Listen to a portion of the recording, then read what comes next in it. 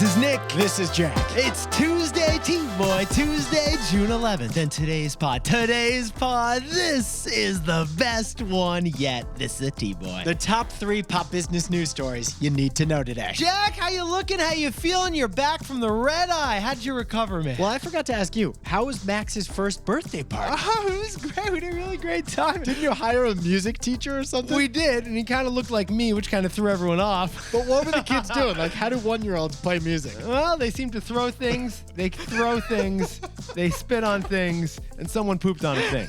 It was a cacophony style of music, huh? You could say it was a symphony, Jack. Happy first birthday to Max, Oh, man. thanks, man. I'll pass it along. In the meantime, Jack, 3 stories for today's T-Boy. What do we got, man? For our first story, Apple made a huge AI announcement yesterday that reveals the future of the iPhone. Jack and I call it the Intelli-phone because you won't talk through the phone, you'll talk to the phone. For our second story, Graza is selling $50 million of olive oil with one single simple innovation. Graza put olive oil into shampoo bottles and then they put it into beer cans. And our third and final story, in the era of digital payments, we have way too many ATMs. So ATMs are evolving into something else. And what is that, Jack? Something inspired by Starbucks. Your next ATM visit is going to feel a lot like a pumpkin spice latte.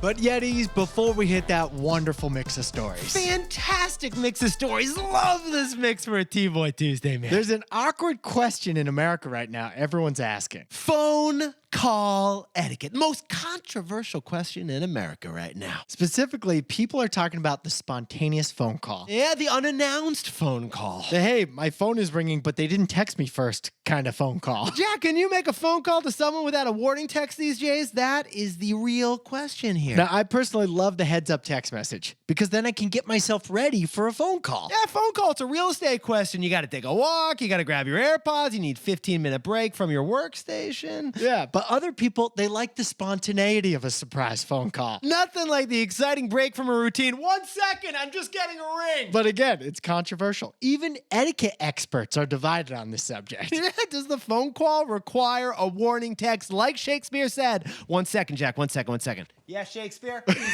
That is the question. Now, for some, the surprising ring, it's a delightful signal that they're loved. But for others, it is a panic-inducing interruption heralding horrible news about to come into a phone call. You wouldn't pop over to a buddy's apartment without giving them a heads up you're coming, would you? But is a phone call as intimate as an apartment poppin'? Now, full disclosure, my mom spontaneously calls me all the time, and it's always a nice phone call. It's like I was just thinking about you. But I know what you're thinking, Jack. When your mama calls you, you are still a little scared that something has come up. A tiny little bit of me wonders what's wrong. Why is she calling? And get this, Yetis, the data shows that the unannounced phone call is divided along generational lines. If you grew up with a landline, then that phone call is fine. But if you didn't, then the unannounced phone call is hella cringe. So Yetis, for T-Boy Tuesday, Nick and I want to know from you. Should a phone call be scheduled? Should you treat a phone call like a meeting and put it in the calendar? Or should a phone call be spontaneous? Treat a phone call like a text or an email. Just send it. Either way, no matter how you pick up the phone, Emily Post can't even make up her mind. So Jack and I, we need your help. Let us know on Spotify, YouTube, or Instagram what you think.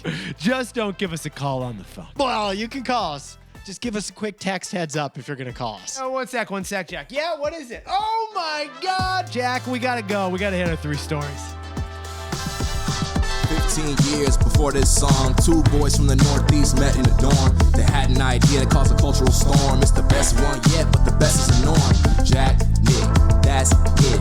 I don't even think they need to practice. 50%, that's a fat tip. T-Boy City on your list. If you know, you know, cause we ready to go. We can't wait no more, so just start the show. Start the show. Start the show.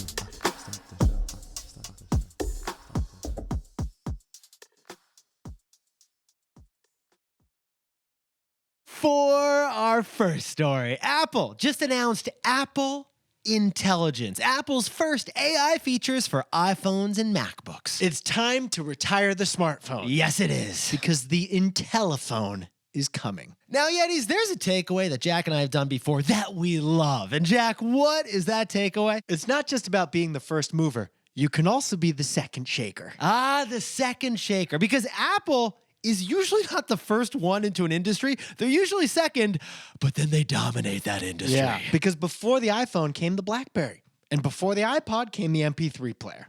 And before the Apple Watch came the Fitbit. Steve Jobs didn't invent the computer, but boy, did he make that thing look lickable, Jack. So I told you we don't say lick on the pod. I don't know. I saw that first MacBook, Jack. I kind of wanted to lick it. Those things were delicious. So Yetis, even though Apple is like a full year late to the AI game, it doesn't mean that Apple can't win it. And perfect timing, because Apple just held their Worldwide Developers Conference, and there were so many updates, we actually don't have time to discuss them on the show. With the new iOS that comes out this fall, you can send scheduled texts.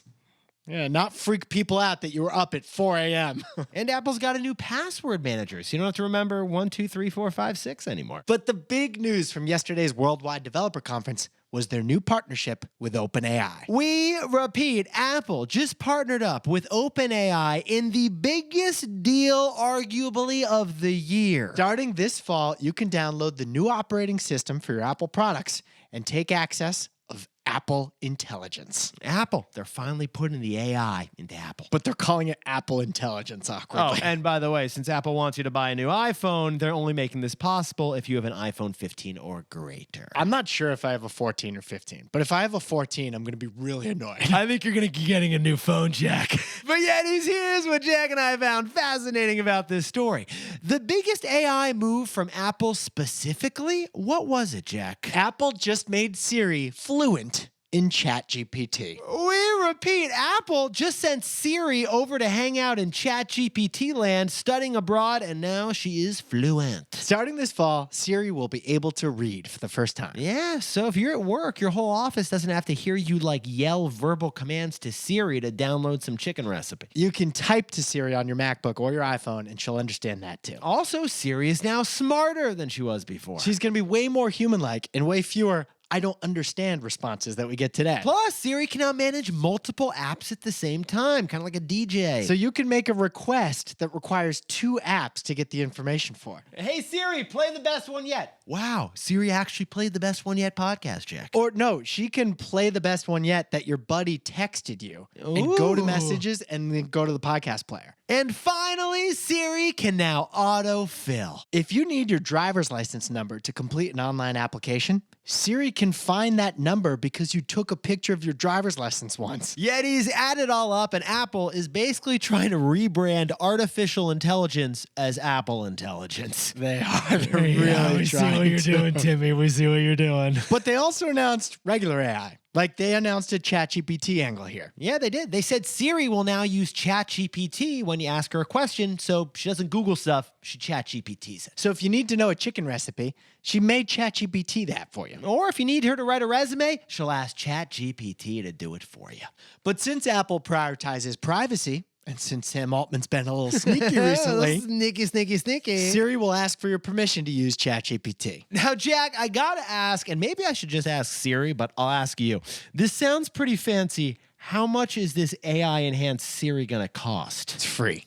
Yeah, that's weird. And you don't even have to open an account with OpenAI to have access to supercharged Siri. Eddie, that's the strange thing about this situation, but it is not entirely clear to us who is paying whom for what. Yeah, like is OpenAI paying Apple to be the preferred AI chatbot of everyone with an iPhone? Or is Apple paying ChatGPT so that they can finally catch up in the AI race? We don't know which direction the money's flowing here. And we're actually puzzled by it. We're also a little confused that this seems to be Apple and Microsoft teaming up in a way we've never seen before. True, because Microsoft owns 50% of OpenAI, but Microsoft and Apple are historic arch rivals. Like, are you getting a PC or are you getting a Mac? This is like the Yankees and the Boston Red Sox launching a football team, Jack. It's actually like the Yankees partnering up with humanoid robot versions of the Red Sox. Well, either way, Yetis, either way, Siri just became fluent in artificial intelligence, and Alexa, sorry, Alexa, earmuffs. Jack, what's the takeaway for our buddies over at Apple? From dumb phone to smartphone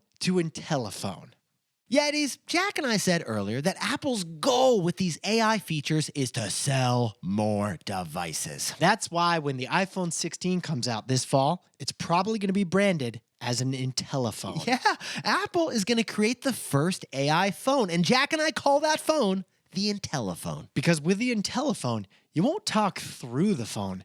You'll talk to the phone. Now, Yetis, dumb phones, they required work from the user to connect with people. Smartphones made it easier for the user to connect with people. But the Intelli-phone will remove the need to connect with people at all because the Intelli-phone has all the info you need. Just like Iron Man could conversationally chat with Jarvis, iPhone users can conversationally chat with Siri. So, besties, the next iPhone with Siri powered by ChatGPT, that is not a smartphone. That is an Intelli-phone. You won't talk through the phone.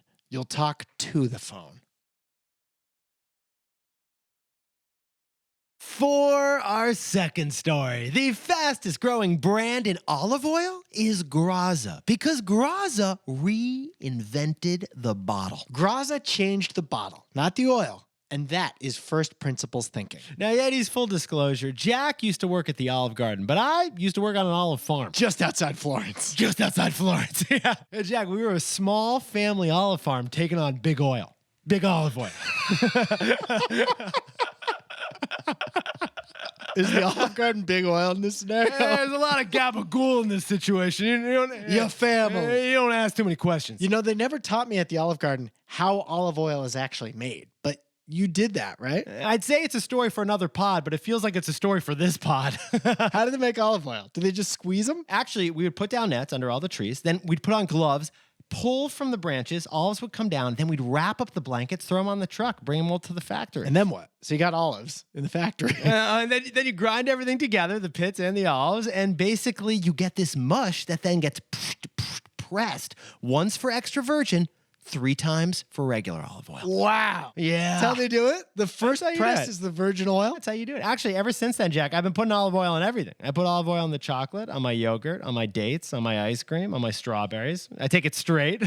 I still can't believe olive oil on ice cream. Jack, if you've got a tummy ache, take a shot of olive oil. Call me in the morning. That's what you got to do. They didn't teach you that at the Olive Garden, did they, Jack? No, they did not. But Yetis, here's the problem that Jack and I want to start with. Can you name one single olive oil brand? Probably not. But that's actually shocking because olive oil is one of the 3 most consumed products in all of food. Yeah, but olive oil, it is a commodity. And 3 years ago, Andrew Benin in New York City noticed that problem. Andrew Benin was working at Warby Parker and then at Casper, and he noticed there's no branded olive oil that millennials love. So he did what everyone did in 2017, and he applied the direct-to-consumer playbook to olive oil with Graza. Now Graza is the fastest growing olive oil brand since ancient Rome. Yeah, Jack, his Roman Empire was literally something from the Roman Empire. Correct. And on launch day, they sold $100,000 worth of Graza olive oil. In their first year, they sold $4 million of this olive oil. Last year, they sold $19 million. This year, they're on pace to sell $50 million of extra virgin olive oil, besties. They've quadrupled sales, like, ever since their inception every year. Yeah, I don't know, sit down, stand up, and spit out the pit over there. Graza is that olive oil brand, Yetis, that you're seeing influencers use on TikTok and on Instagram. But here's what Jack and I found fascinating about this story.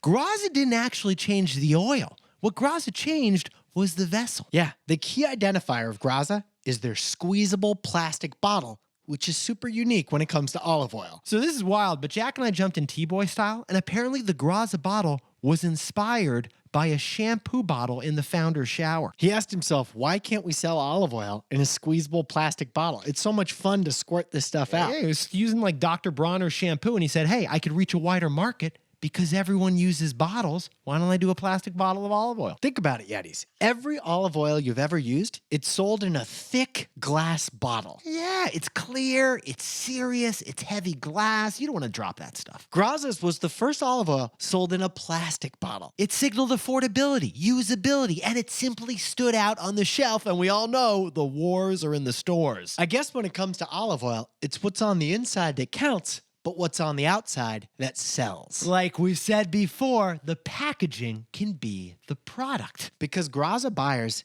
end up buying more olive oil than buyers of other olive oil brands. Because when you can squeeze the liquid out, it actually comes out faster. And Graza is able to spend minimal money on marketing. Because nothing goes viral like squeezing that olive oil directly into your mouth and then throwing it on TikTok. That's a party. And here's the wildest part.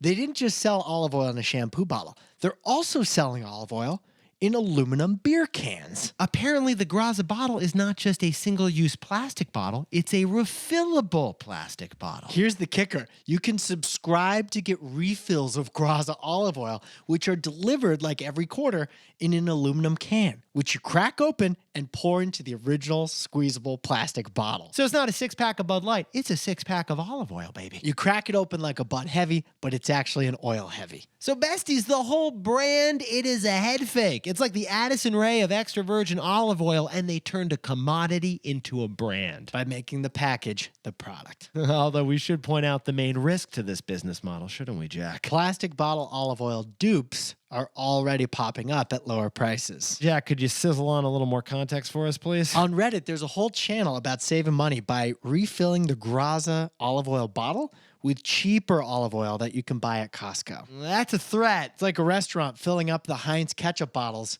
with cheap ketchup, which happens. Not at the Olive Garden, no. Not at the Olive Garden. This isn't the Red Lobster. So, Jack, what's the takeaway for our buddies over at Graza? Graza is a case study on first principles thinking. Yetis, so many investors turned down Graza because they had so many reasons why Graza would never work. The olive oil market is crowded. Olive oil is a commodity. All olive oil tastes the same. All facts. So how did Graza innovate a product that is older than the ancient Greeks? By using a philosophy that, ironically, is from ancient Greece. First principles thinking. It's the philosophy of questioning every single assumption. First principles thinking. You question the core elements of a situation to rethink the problem from scratch. Yeah, Jeff Bezos, Elon Musk, Steve Jobs, they all used first principles thinking, and it actually goes back all the way to Socrates. With first principles thinking, you'd ask questions like, why does olive oil have to come in a glass bottle? Yeah, like Jack, wouldn't it be easier and wouldn't more people use it if you could just squeeze it out of the bottle instead? That seems kind of fun. It's way more fun to squeeze liquid out of a bottle than to tap it out. And besties, that is first principles thinking. And that is why Graza is selling $50 million of olive oil this year.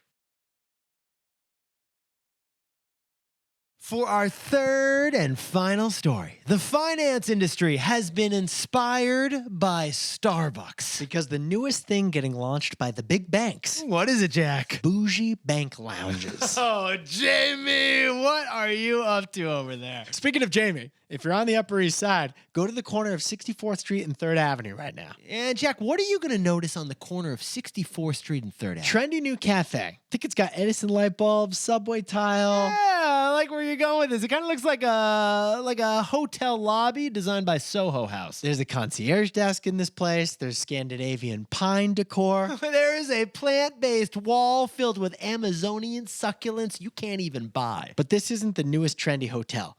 This is the newest Citibank branch. Yeah, this ain't no Ritz-Carlton Yetis. This is part of a broader trend that Jack and I have noticed called the bougie bank lounge. That's what we call it. JP Morgan Chase has recently renovated 2,000 bank branches, while Citibank is renovating hundreds more. Capital One, they've even got their own chain of 55 Capital One cafes. Yeah, they're basically like co-working spaces meets coffee houses, but they're owned by Capital One. Jack, you come for the ATM, you stay for the lattes. According to a Bloomberg article, the architect of this whole trend works at Bank of America. There's a literal architect working at Bank of America right now. And the new branches are inspired by Starbucks because it's all about the vibes. Apparently, JP Morgan is getting design inspo from the Aesop perfume store over in the West Village. And the reason for this big finance dramatic interior design renovation is a strange paradox happening with how we use our bank branches these days. Jack, what did one banker tell Bloomberg exactly that we kind of loved? People don't come into bank branches for quarters anymore.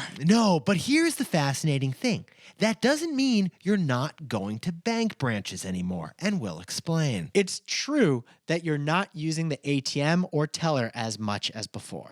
Teller transactions for getting cash are actually down 40% since the pandemic. Blame Venmo, Zelle, Apple Pay, and the ability to deposit a check on your phone. Yeah, you're doing that digitally, you're not doing it physically, so you're not popping by the ATM on your way downtown. On the other hand, pre-scheduled advisory appointments at bank branches are up by 50% since 2017. Jack, apparently us millennials prefer meeting with a local Bank of America representative to talk mortgage rates and money planning. Yeah, So you're not hitting up the bank for your loose change anymore, but you are hitting up your bank to talk about your life change. It's like, oh, we just had a kid. We want to buy a house, but I don't want to DM with your bank robot for 40 minutes. Representative! I'm going to set up an appointment, and I'm coming to the branch, and I'm going to meet with somebody. I'm getting out of these sweatpants, and I'm putting on real pants. That data is the driving force behind the loungification of bank branches. Fewer ATMs and teller windows, more couches and cappuccino machines. After all, this is a bank. They are trying to take your money, so why not pamper you first with some nice beverages and some nice decor? I mean, Jack, if I'm coming in for an hour and I'm looking at a mortgage, I want a massage with this thing. You'll probably pay 0.25% on your mortgage rate for that massage. Mr. Kramer, we can go over your retirement plan, but first a hot towel and a hibiscus tea. Dude, my wallet's going to be so loose after that kind of pampering. How about some warm peanuts? So, Jack, what's the takeaway for our buddies over in the bank industry? The bank branch has evolved into a billboard.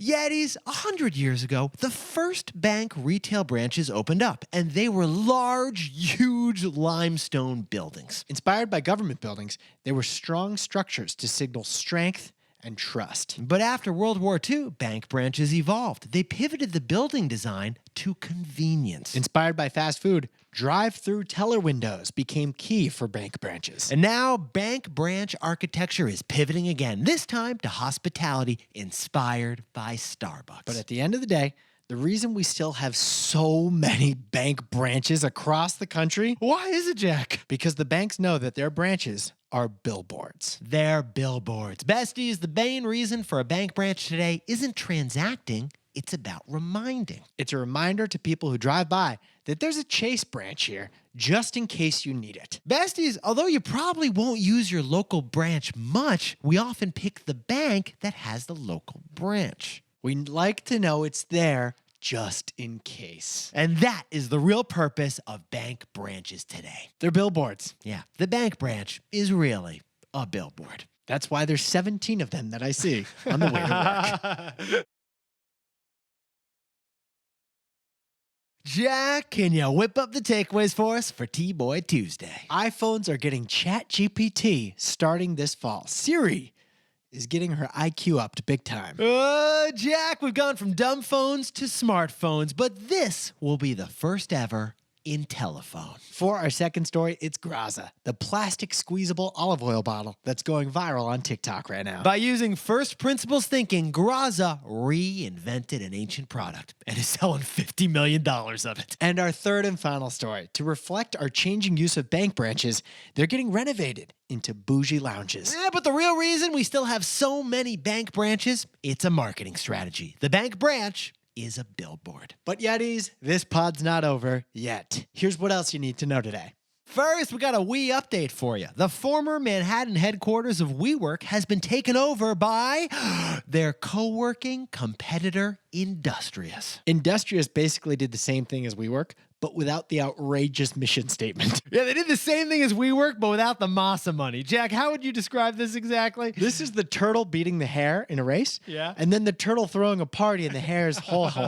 You know? Massa. And second, Elon is no fan of OpenAI. In fact, Elon resigned from the company that he co-founded years ago. On news that Apple is partnering with OpenAI, Elon just threatened to ban Apple devices at all of his companies. We repeat, if you're working at Neuralink, if you're working at Tesla, or you're working at SpaceX, you might not be able to use an iPhone anymore. That's based on a tweet from Elon yesterday describing what he calls an unacceptable security violation among Apple devices.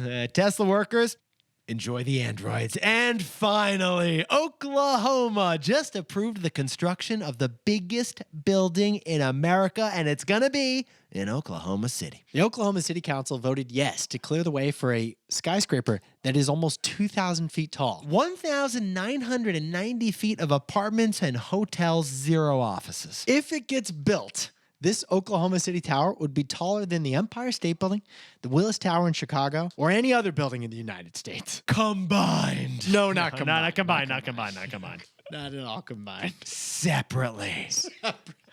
Now, time for the best fact yet. This one sent in by a whole bunch of Yetis to our question from yesterday. Yesterday, we told you about a town in Japan that is the home of Toyota. And the town loves Toyota so much, they changed the name of the city to Toyota Japan. So Jack and I asked you, what towns are named after companies as opposed to companies named after towns? Claudio Moriera in Arizona points out that Goodyear, Arizona is named after the Goodyear Tire Company. And Michael Byer in Indiana points out that Speedway, Indiana is named after the Indy Motor Speedway. Hillary Millette in New York City points out Alcoa, Tennessee, named after the Alcoa Steel Company. And there's even a town in Tasmania, Australia, named Cadbury, Australia. Because the Tasmanian devil loves chocolate made by Cadbury that much. Yetis, you look fantastic today. And remember, Jack, if you get a headache, a stomach ache, or even a foot ache, just have some olive oil. Rub a little olive oil on A it, man. shot of olive oil. That That's thing on your thigh, just rub a little olive oil on it. I love that you think it's the nectar of life. I mean, sometimes I'm like, waiter, a little extra virgin olive oil over here, please. Olive oil, much more than a bread dipping liquid. Thank you, Jack. Thank you. Okay, I got it. You're welcome. But Yetis, it is T-Boy Tuesday, so Jack and I do have a poll question for today. If you're going to call somebody, does it require that you text them first to give them a heads up? The unannounced phone call. Do you have to send a warning text, or can you just call out of nowhere? Let us know on the Spotify Q&A and YouTube comments or on Instagram. In the meantime, Jack and I will text you and then call you later.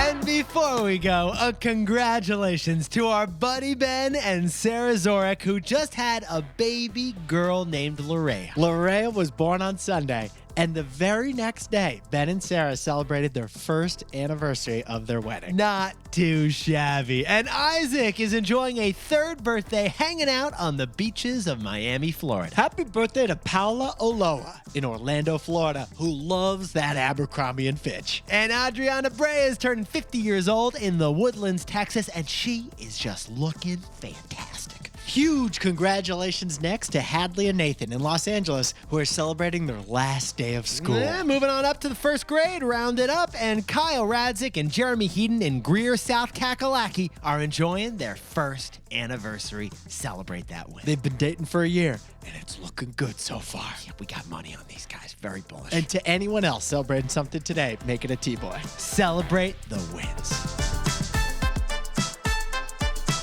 This is Jack. I own stock of Apple, and so does Nick. And although Nick mentioned Amazonian suclents, Yes. that was not Amazon the company.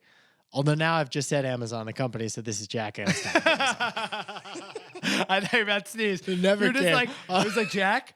Jack? You're like, wait, the sneeze never came? It never came, which is the worst. That's the worst. I know. All right, let's just end the pod.